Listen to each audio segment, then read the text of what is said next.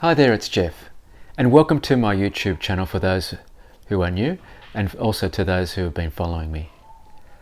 In this video, I'm going to be outlining three main common mistakes made using these wood chisels.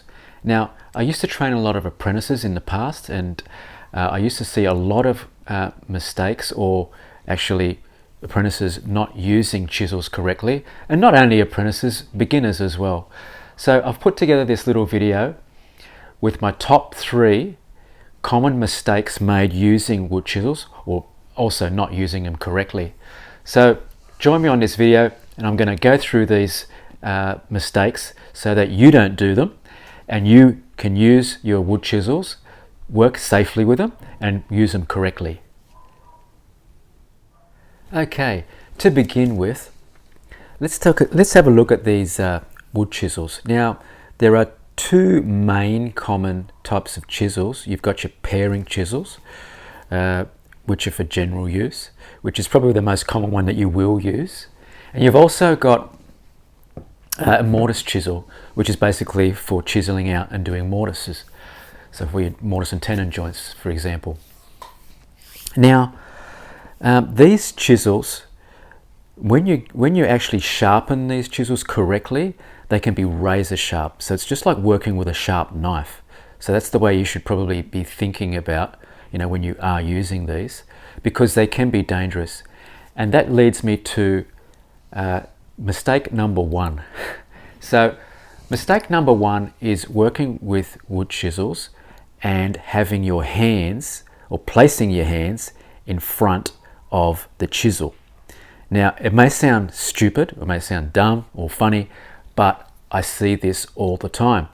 I see people having their hands in front of the chisel, maybe to hold their workpiece while they're chiseling it, or when they're in a rush. But what do you think's going to happen? The chisel, if it slips, straight into your hand, and you're going to cut yourself, and you're going to get some really major damage, even some stitches and so on. So number one, never place your hands in front of your chisels. Okay, number two, another common thing that I do see is when using the chisels to remove waste in your material. So you're you're chiseling out for a hinge or something like that. I see people using their chisels this way, trying to remove the waste. Now, when you use your chisel flat like that, trying to remove the waste, it wants to tend to dig down into your material, and you'll get a lot of damage like that into your material. You want to be using your chisel upside down that way, and with the bevel face down. And what this does is this makes sure that your waste removes and it goes upwards. So your chisel want a tendency to work up. So when you are hitting your chisel in that direction on your bevel, the waste is going to want to travel up and not dig down. And also the chisel will want to go work its way up. It won't want to dig down. So it's a lot safer using it this way to remove the waste in your material. So when you are, make sure that your chisel is faced upside down in that direction for removing waste.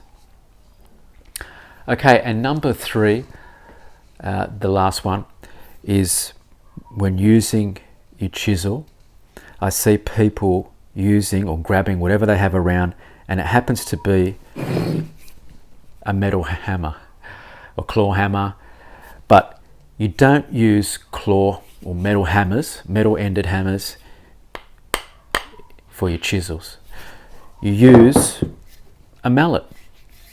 If you don't have a timber mallet, you could use a rubber mallet, but something a little bit softer, because using the metal hammer will damage the end of your chisel, your handle, and most of the chisels are like a hard plastic, or they can be timber with a ferrule around them, and just the metal hammer will damage your handle. It's simple as that.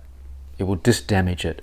So and in a timber one as well, it'll cause some major bruising and splitting in the end of your timber handled chisels.